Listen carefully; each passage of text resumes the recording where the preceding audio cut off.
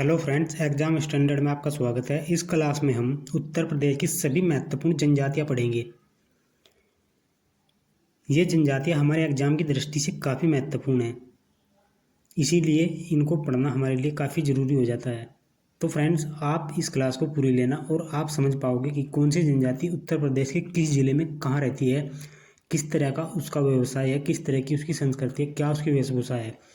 इस क्लास में मैंने इन सभी जनजातियों को ऐड किया है जो हमारे एग्ज़ाम के लिए काफ़ी महत्वपूर्ण है, और सभी महत्वपूर्ण तथ्यों को जुटाया है और ख़ास ख़ास चीज़ों को बताने का प्रयास किया है। तो आइए दोस्तों देखते हैं। यहाँ पर मैंने अभी जो ये स्लाइड ली है, इसमें 2011 के वे आंकड़े हैं जो काफ़ी महत्वपूर्ण हैं। भारत की कुल जनजातियों का 1.09% उत्तर प्रदेश में रहता है। और सेकंड जो पॉइंट है, उत्तर प्रदेश की जो कुल जनसंख्या है उसका 0.6% हिस्सा जनजातीय समुदायों का है। नंबर 3 पॉइंट, उत्तर प्रदेश के सोनभद्र जिले में सबसे ज़्यादा जनजातियों की संख्या पाई जाती है। और 4 पॉइंट है, उत्तर प्रदेश का जो दूसरा सबसे बड़ा जनजातीय जिला है वो बलिया जिला है।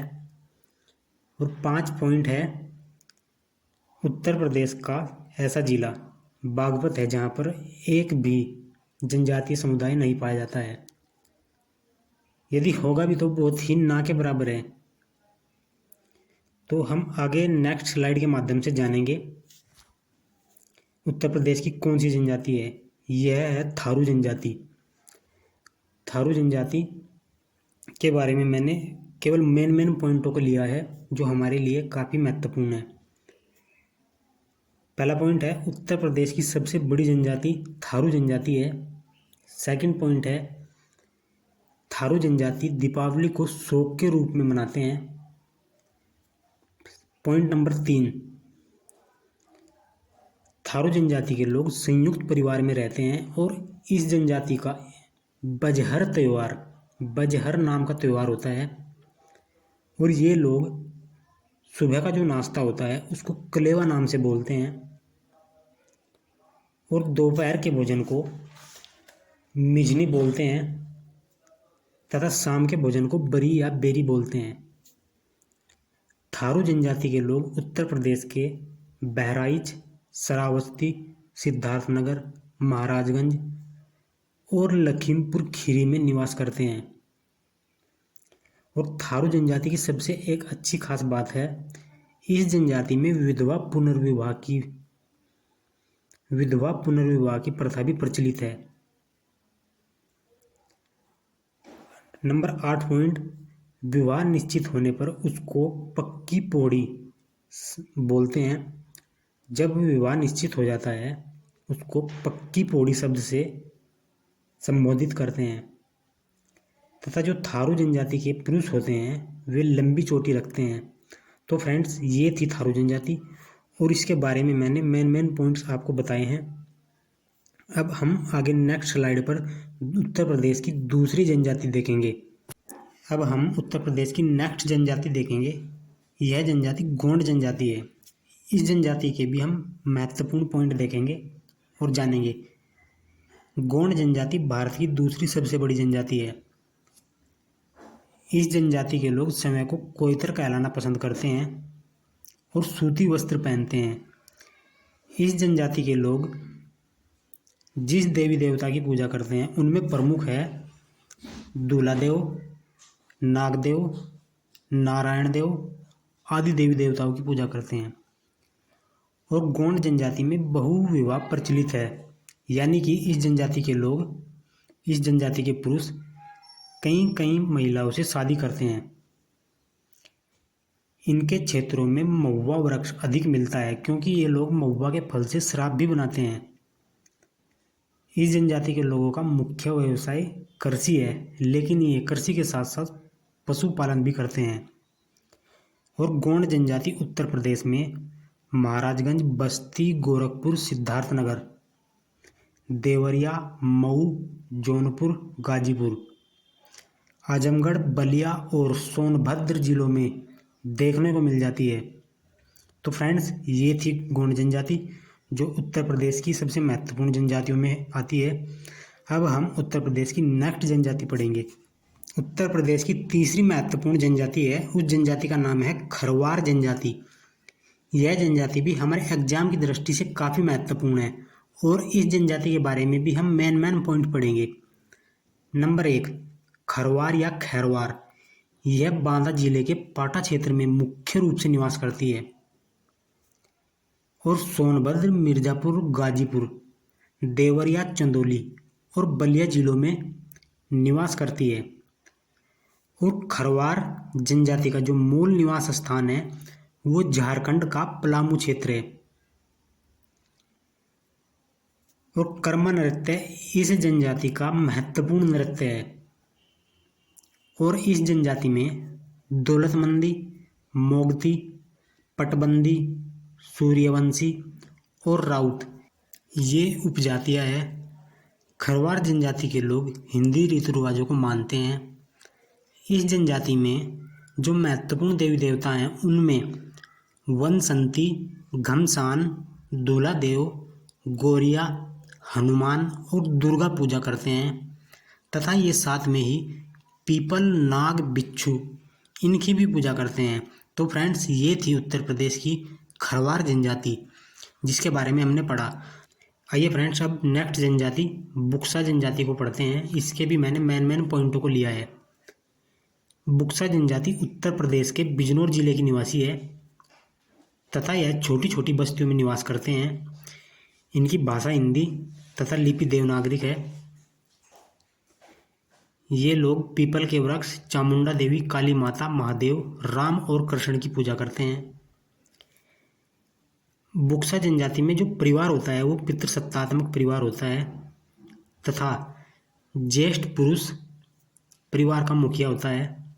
बुक्सा लोगों की बिरादरी पंचायत 4 स्तरों में बटी हुई होती है और सर्वोच्च अधिकारी मुंसिफ या दरोगा होते हैं।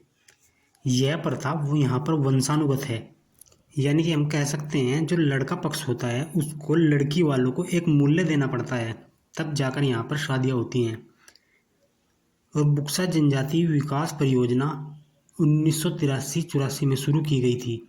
तो ये मुख्य पॉइंट थे जो बुक्सा जनजाति से मैंने लिए थे। अब हम उत्तर प्रदेश की नेक्स्ट जनजाति पढ़ेंगे। यह जनजाति है जौनसारी जनजाति। इसके भी मैंने मेन पॉइंट लिए हैं। यह जनजाति अपने विशेष खान पान, संस्कृति, वेशभूषा के लिए जानी जाती है। यह जनजाति उत्तराखंड की दूसरी सबसे बड़ी जनजाति है। यह लकड़ी और पत्थर के आवासों में रहती है। इस जनजाति में पितृसत्तात्मक समाज पाया जाता है। जौनसारी समय को पांडवों के वंशज बताते हैं और इस जनजाति के सबसे प्रमुख देवता महासु देवता हैं। जौनसारी जनजाति में जो प्रमुख नृत्य हैं उनमें रासो, झेला, घूमसू, हारुल, सराई ये इस जनजाति के प्रमुख नृत्य हैं तथा प्रमुख त्योहारों में बिस्सू जिसको बैसाखी बोलते हैं, पंचाई जिसको दशहरा बोलते हैं, दियाई जिसको दिवाली बोलते हैं तथा माघ त्योहार, नुनाई ये इस जनजाति के प्रमुख त्योहारों में आते हैं। आर्थिक पिछड़ेपन के कारण 1967 में इस जनजाति को जनजाति का दर्जा दिया गया था। तो फ्रेंड्स, ये थी उत्तर प्रदेश की जौनसारी जनजाति। अब हम उत्तर प्रदेश की नेक्स्ट जनजाति के बारे में पढ़ेंगे। उत्तर प्रदेश की जो नेक्स्ट जनजाति है इसको बैगा जनजाति बोलते हैं। बैगा जनजाति, इसके भी बस मुख्य पॉइंट ही हैं। यह सोनभद्र जिले में निवास करती है। द्रविड़ समुदाय की जनजाति है। नागा बैगा को अपना पूर्वज मानते हैं। मुख्य व्यवसाय कृषि एवं वनों से आजीविका चलाते हैं तथा साधारण जीवन जीते हैं। तो फ्रेंड्स, ये थी उत्तर प्रदेश की बैगा जनजाति। अब आइए नेक्स्ट जनजाति के बारे में पढ़ते हैं। ये है उत्तर प्रदेश की सहरिया जनजाति। इसके भी कुछ ही महत्वपूर्ण पॉइंट हैं। सहरिया जनजाति का संबंध बुंदेलखंड के ललितपुर जिले से है।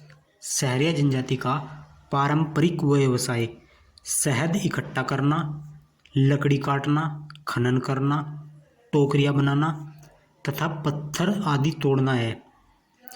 और सहरिया जनजाति के लोग मुख्यतः हिंदू धर्म के अनुयायी होते हैं। तो फ्रेंड्स, ये थी सहरिया जनजाति। अब हम नेक्स्ट जनजाति की ओर बढ़ते हैं। नेक्स्ट जनजाति है अगरिया। इसके भी मैंने कुछ ही पॉइंट लिए हैं जो थोड़े महत्वपूर्ण हैं। पहला पॉइंट, अगरिया शब्द की उत्पत्ति अग्नि शब्द से हुई है। सेकंड पॉइंट, ये लोग खुद को लोहार कहते हैं। थर्ड पॉइंट, इस जनजाति का मुख्य व्यवसाय लौह एश को पिघलाना है। अगरिया जनजाति भारत में मध्य प्रदेश और उत्तर प्रदेश राज्यों में निवास करने वाला जनजातीय समुदाय है। तो फ्रेंड्स, ये थी अगरिया जनजाति। अब हम उत्तर प्रदेश की नेक्स्ट जनजाति को पढ़ते हैं। नेक्स्ट जो जनजाति है वो है माहीगिरी जनजाति। इसके भी कुछ ही महत्वपूर्ण पॉइंट है। माहीगिरी जनजाति उत्तर प्रदेश के बिजनौर जिले के नजीबाबाद क्षेत्र में निवास करती है। इस जनजाति का मुख्य व्यवसाय जो है मछली पकड़ना है। पंचायत का प्रचलन होता है तथा बादशाह और वजीर मुख्य रूप में होते हैं। यह जनजाति मुस्लिम धर्म के नियमों को फॉलो करती है। माहीगिरी जनजाति के लोग स्पिरिट से शराब बनाते हैं। तो फ्रेंड्स, ये माहीगिरी जनजाति भी उत्तर प्रदेश की महत्वपूर्ण जनजातियों में शामिल है। अब हम उत्तर प्रदेश की नेक्स्ट जनजातियों के बारे में देखेंगे। वे कौन सी हैं, किस जिलों में रहती हैं। उत्तर प्रदेश की कुछ और जनजातियां हैं जिनको मैंने इस स्लाइड में लिया है और इनको समझाया है कि ये कौन से ज़िले में रहती हैं। आइए इनको देखते हैं। पहली है चेरो जनजाति। ये सोनभद्र और वाराणसी में रहती है। फिर है पटारी जनजाति। यह सोनभद्र में रहती है। भुइयाँ जनजाति, यह भी सोनभद्र क्षेत्र में रहती है। पनिका जनजाति, यह सोनभद्र और मिर्ज़ापुर जिलों में रहती है। कोरबा जनजाति, यह सोनभद्र मिर्ज़ापुर में रहती है। कोल जनजाति, यह भी सोनभद्र और मिर्ज़ापुर क्षेत्र में रहती है। घासिया जनजाति, यह जनजाति भी सोनभद्र मिर्ज़ापुर में रहती है। फिर है पथारी, धुरिया, राजगोंड और ओझा जनजाति। ये जनजाति उत्तर प्रदेश के महाराजगंज, सिद्धार्थनगर, बस्ती, देवरिया, मऊ, आजमगढ़, जौनपुर, चंदौली, गाजीपुर, वाराणसी, गोरखपुर, मिर्ज़ापुर और सोनभद्र जिलों में निवास करती है। तो फ्रेंड्स, इस क्लास में हमने उत्तर प्रदेश की लगभग सभी जनजातियों को पढ़ा और देखा वे किस क्षेत्र में रहती है, किन जिलों में निवास करती हैं। यह सभी जनजाति हमारे एग्जाम की दृष्टि से काफ़ी महत्वपूर्ण है। यदि फ्रेंड्स आपको हमारे द्वारा दी गई यह क्लास पसंद आई हो तो इस क्लास को लाइक करें, चैनल को सब्सक्राइब करें। यदि फ्रेंड्स आपने यह क्लास पूरी देखी है तो उसके लिए बहुत बहुत थैंक यू।